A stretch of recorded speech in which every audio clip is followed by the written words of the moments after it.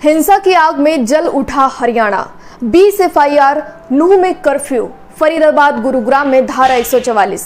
अर्धसैनिक बलों की 13 कंपनियां पहुंची। कौन है मोनू मानेसर? इस मुद्दे पर हरियाणा के मुख्यमंत्री मनोहर लाल खट्टर ने क्या कहा और क्या किया है, चलिए आपको बताते हैं। लेकिन उससे पहले आप कमेंट बॉक्स में जरूर बताएं कि आपको क्या लगता है इस हिंसा में किसका हाथ हो सकता है और किसकी गलती है। कुछ सालों से अक्सर पूरे देश में एक हिंसा बंद होती है तो दूसरी शुरू हो जाती है, दूसरी बंद होती है तो तीसरी शुरू हो जाती है और ऐसे ही लोग मरते रहते हैं। सरकारें संवेदनाएं जताती रहती हैं, शोक व्यक्त करती रहती हैं। अभी मणिपुर की हिंसा बंद भी नहीं हुई कि नूह की हिंसा शुरू हो गई। आखिर लोग अपने सारे काम धाम छोड़कर हिंसा करने में क्यों लगे हुए हैं? क्या है आखिर मामला? ये तो सरकार और वो लोग ही जाने जो हिंसा करते हैं। हम तो आपको इस हिंसा के बारे में बस जानकारी दे सकते हैं। मणिपुर हिंसा करीब 3 महीने तक चली और इस हिंसा में करीब 142 लोग मारे जा चुके हैं और 300 से अधिक अन्य घायल हो गए। और अब नया मामला आया है नूह का। क्या है पूरा मामला नूह का, हिंसा का? चलिए आपको बताते हैं। हरियाणा के मेवात और सोहना में 2 समुदायों के बीच जबरदस्त बवाल हुआ। देखते ही देखते हिंसा की आग गुरुग्राम, फरीदाबाद तक जा पहुंची। यहाँ दोनों समुदाय ने एक दूसरे पर जमकर पत्थर चलाए, करीब 90 गाड़ियों में तोड़फोड़ की और आगजनी भी की। इस तनाव की शुरुआत नूह से हुई, जहां ब्रिजमंडल यात्रा के दौरान 2 गुटों में टकराव हुआ। देखते ही देखते हंगामा इतना बढ़ गया कि पत्थर के साथ साथ गोलियां भी चली। हिंसा में 2 होमगार्ड समेत 3 की मौत हो गई, जबकि 10 से ज्यादा पुलिसकर्मी घायल हुए हैं। हिंसा को देखते हुए नूह में कर्फ्यू लगा दिया गया है। इंटरनेट पर भी 3 दिन के लिए रोक लगा दी गई है। इसके अलावा गुरुग्राम, फरीदाबाद और रेवाड़ी में धारा 144 लागू कर दी गई है। इन जगहों पर स्कूल भी बंद कर दिए गए हैं। नूह में स्थिति अब काबू में है। स्थिति संभालने के लिए अर्धसैनिक बलों की 13 कंपनियां पहुंच चुकी हैं। 6 कंपनियां अभी और भेजी जाएंगी।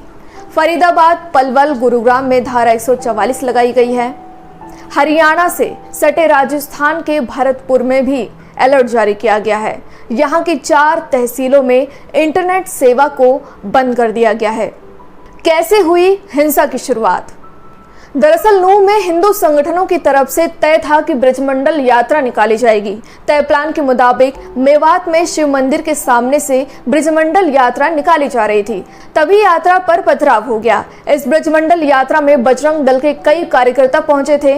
मोनू मानेसर ने पहले ही वीडियो शेयर कर यात्रा में अधिक से अधिक लोगों से पहुंचने की अपील भी की थी। इतना ही नहीं, मोनू मानेसर ने कहा था कि वो खुद भी इस रैली में शामिल होगा। हालांकि मोनू मानेसर इस यात्रा में नहीं आया, लेकिन बिट्टू बजरंगी नाम के कथित गोरक्षक के शामिल होने पर तनाव बढ़ गया। नूह में दूसरे पक्ष के लोगों ने जमकर बवाल काटा और तभी ये पथराव हुआ। नूह, मेवात और फिर गुरुग्राम, हरियाणा में क्यों भड़की हिंसा और मोनू मानेसर से क्या है कनेक्शन?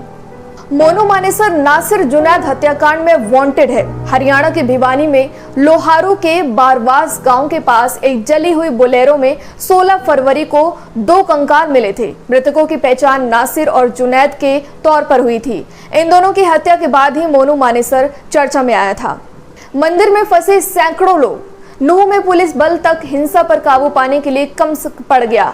ऐसे में हिंसा प्रभावित क्षेत्र में गुरुग्राम से मेवात फोर्स भेजा गया। तो इस बीच हमलावरों ने मेवात से गुरुग्राम जा रही पुलिस की गाड़ियों पर भी पथराव किया। इस हमले में कुछ पुलिसकर्मी घायल हो गए तो वहीं होमगार्ड नीरज व होमगार्ड गुरसेवक की मौत हो गई। अन्य सभी घायल पुलिसकर्मी का मेदांता हॉस्पिटल में इलाज चल रहा है। हिंसा की आग में जल उठा हरियाणा। कई शहरों में धारा 144 लागू, स्कूल भी बंद हो गए। 2 होमगार्ड समेत 3 की मौत। इतना ही नहीं, हिंसा के चलते सैकड़ों लोग मंदिर में फंस गए। दावा किया जा रहा है कि उन्हें सैकड़ों की भीड़ ने घेर लिया, उन पर पथराव किया गया। हालांकि बाद में पुलिस बल ने सभी का रेस्क्यू किया।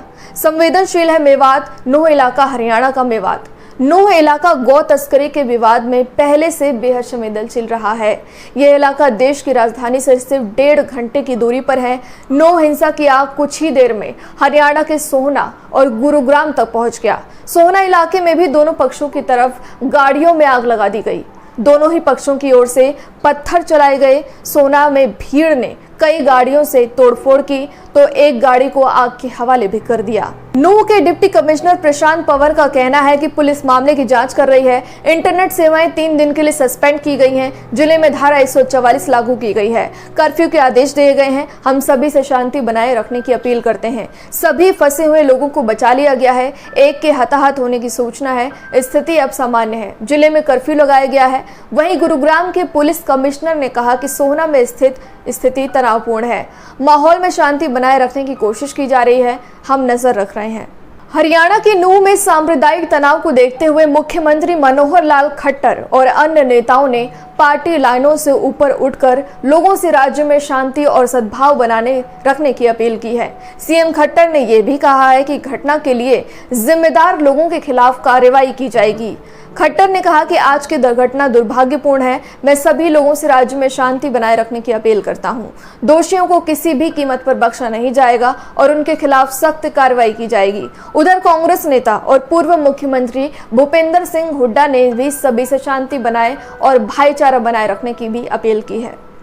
केंद्रीय मंत्री राव इंद्रजीत ने सभी वर्ग के लोगों से शांति बनाए रखने की अपील करते हुए कहा कि मेवात के लोगों ने हमेशा भाईचारे की मिसाल कायम की है। उन्होंने कहा कि भाईचारा बिगाड़ने वाले किसी भी व्यक्ति को बख्शा नहीं जाएगा। हरियाणा ने आरएएफ की 20 कंपनियां भी मांगी हैं। हरियाणा सरकार ने नूंह जिले में कानून व्यवस्था की स्थिति बनाए रखने के लिए केंद्र से 1 सप्ताह के लिए रैपिड एक्शन फोर्स की 20 कंपनियां मांगी हैं। ये कंपनियां 31 जुलाई से 1 हफ्ते के लिए मांगी गई हैं।